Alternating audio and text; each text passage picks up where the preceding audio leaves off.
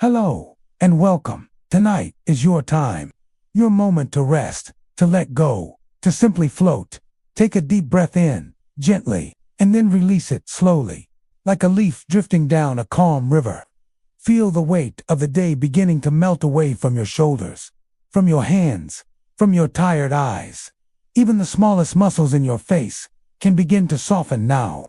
Another breath in, filling your lungs softly, and a long exhale out. With every breath, you are sinking deeper, calmer, lighter.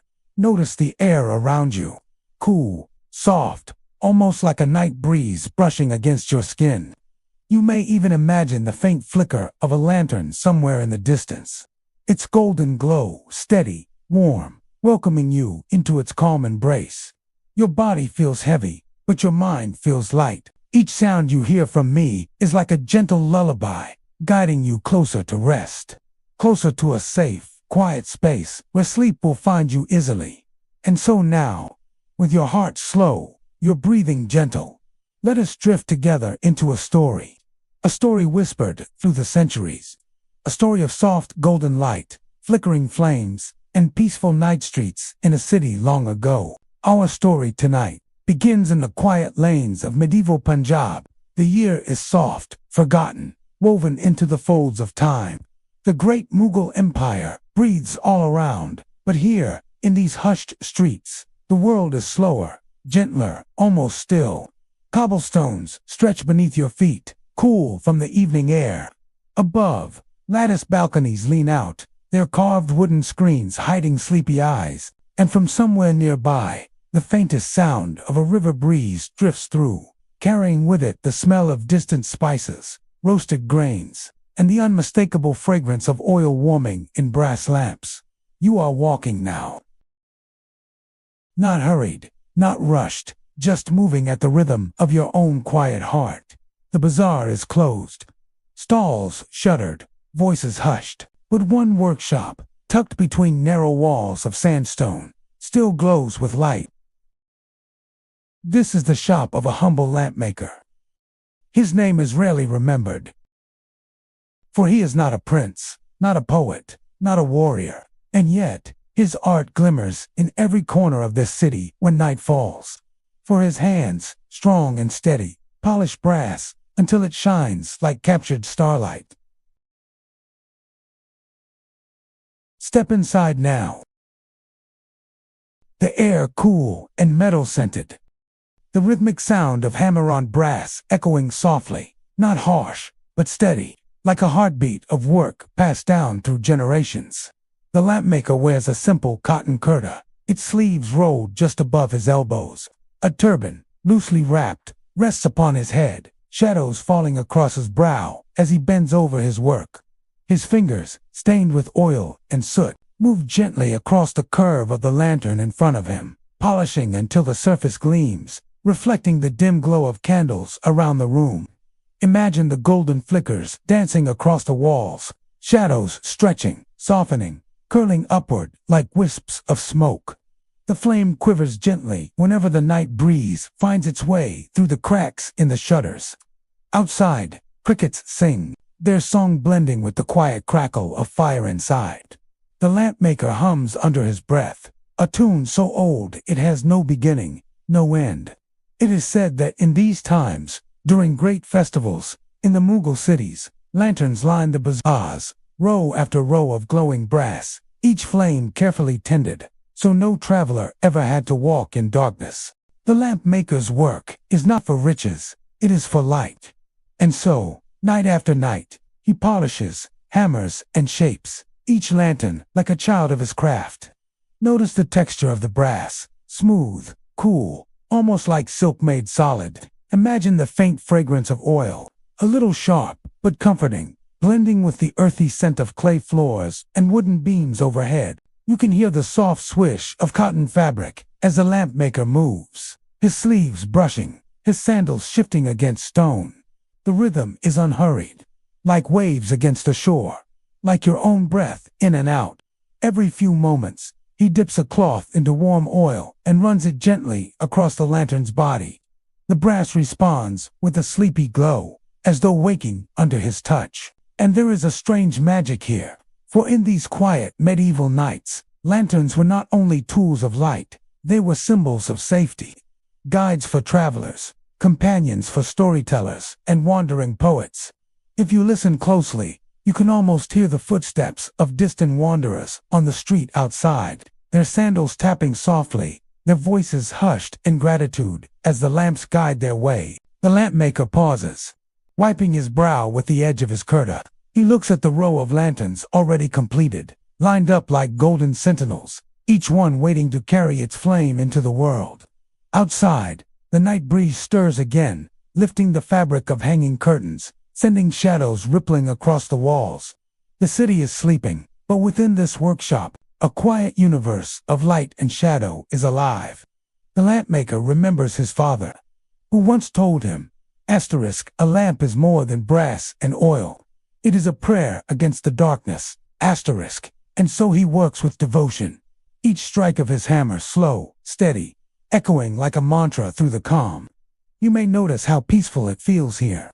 The steady rhythm of the hammer, the faint flicker of flame, the warm glow painting golden circles on the wall. Perhaps you imagine yourself seated nearby, watching as the lampmaker works. The floor beneath you cool, the walls sheltering, the faint scent of rosewater drifting from a jug in the corner. The lamps around you are like stars brought down to earth.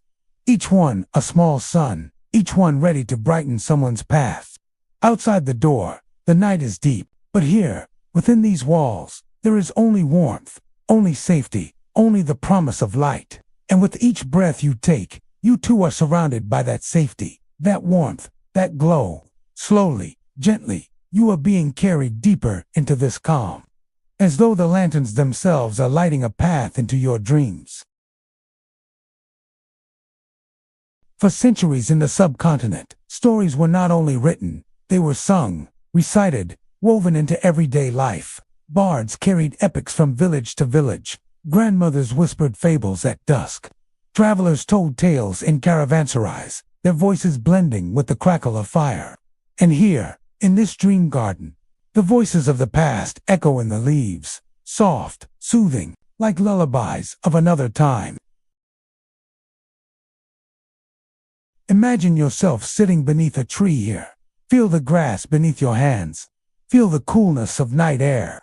And listen, not with your ears, but with your heart. Voices rise softly around you, telling stories you may not fully understand. But you do not need to understand. You only need to feel the calm, the safety, the rhythm of their words. Like a lullaby, like the heartbeat of time itself. Amina's calm, she sits among them. The scribe lays down his pen, as though greeting an equal. Its glow mingles with the glow of the garden, with the shimmer of the streams, with the faint silver of moonlight. Her breath deepens. She feels as though she has stepped not just into a garden, but into peace itself. And you, too, may allow yourself to feel this peace. A lantern glowing nearby, a garden breathing with flowers, streams flowing with blessings, ancient voices whispering lullabies. You are safe here. You are held here. You are calm here. And as the night deepens, you may drift deeper, as Amina does, into dream upon dream, rest upon rest, light upon light. She passes under an arch covered in climbing roses. Their petals fall slowly, like flakes of silk. She dips her fingers into a marble basin, where water hums faintly. It is not a sound she hears with her ears. It is one she feels, like a song traveling through her fingertips. She follows the sound, and soon she reaches the heart of the garden. There, four streams meet, their waters glowing softly in the lantern light. Each stream carries something different. One smells of roses, another of saffron, another of fresh earth after rain. And the last smells of nothing at all, only pure, clean air, as though it has carried the breath of mountains. Now picture those streams yourself, four rivers flowing gently, meeting at the center. Let their sound wash over you, a trickle, a murmur, a steady rhythm. And imagine each stream carrying away what you no longer need. The rose-scented one takes your tiredness.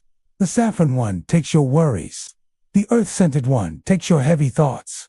And the last one, the pure, clear one, fills you instead with stillness, with calm, with light. As Amina kneels by the waters, she notices figures in the distance. They are not frightening. They are soft, like shapes made of mist. Each spirit wears the dress of long ago days. One is a scribe, with ink stains on his robe. One is a gardener, his turban wrapped loosely, his hands gentle. One is a woman in flowing silks, a storyteller, her anklets chiming faintly. They do not speak with voices. They speak with gestures, with smiles, with the way the air shimmers around them.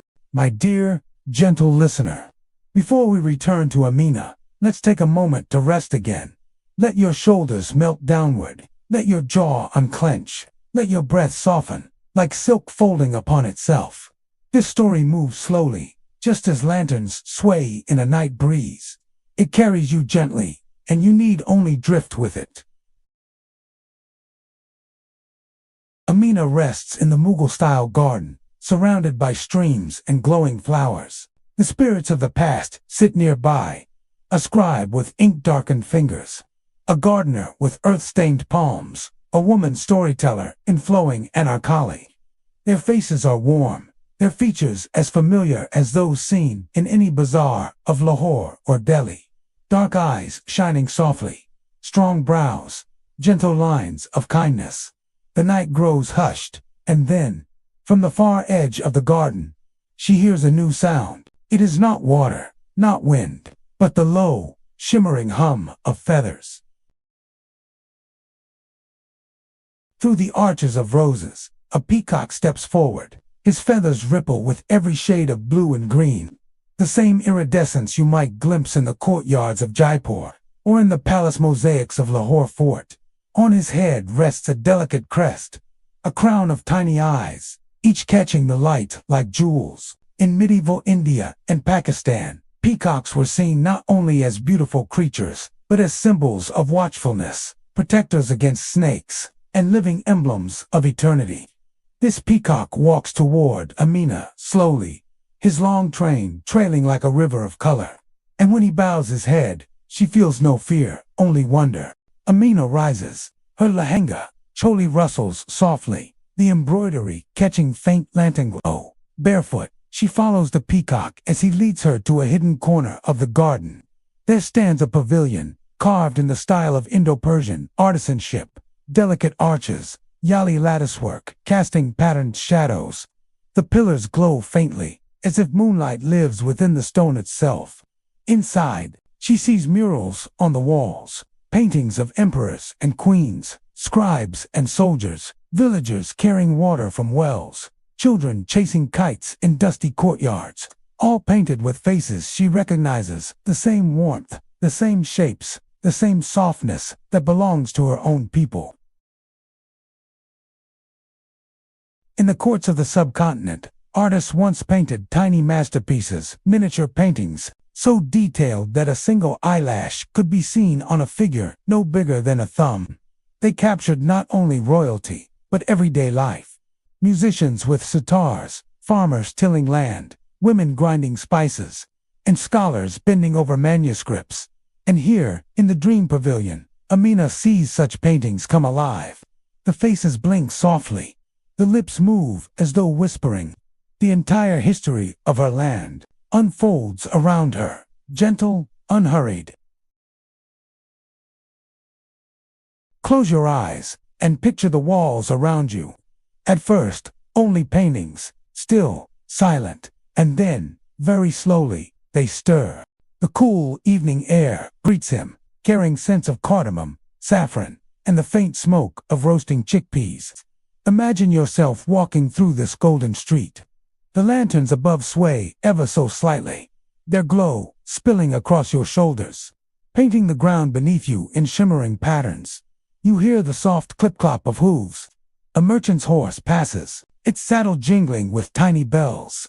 The rider wears a cotton angarka, embroidered at the edges, his turban carefully tied, and in his saddlebags are spices wrapped in silk cloths. He bows his head respectfully to the lampmaker, for he knows these lanterns are what guide his journey safely home. Further along, a family walks together. A mother in a flowing sari of deep indigo, her children holding her hands. The children laugh quietly, pointing at the lanterns, their small faces glowing with reflected light. All around, area breathes with celebration. Balconies are strung with garlands, jasmine blossoms scenting the air. In the distance, a tabla drum beats softly, a rhythm gentle enough to lull you, yet steady enough to carry you deeper into calm. The sound of laughter rises and falls like waves. Vendors offer sweets, golden jalebis, curling like spirals of sunlight, warm milk simmering with almonds, sugarcane juice poured into clay cups. And within this sacred space of light, you are safe, you are calm, you are home. The festival sounds grow softer, like echoes from far away. The laughter, the drums, the voices, they become muffled, like memories dissolving into the background. What remains is only the glow of 100 lanterns floating in your mind like stars, guiding you gently inward, toward sleep. Final sleep induction. And now, as the lampmaker rests his tools, as the lanterns burn steady against the darkness, you too may rest. You are safe here. You are warm here. You are welcome here. Every breath you take is slow, calm, peaceful. Your body feels heavier now, as though sinking into a bed of clouds. Your mind feels lighter now, drifting like smoke from a candle flame. The story is ending, but your journey into sleep is only beginning. Let the lanterns carry you there. Let their golden glow wrap around you. Let yourself drift further, deeper, until all that remains is silence and warmth and rest. Good night, gentle dreamer. Good night.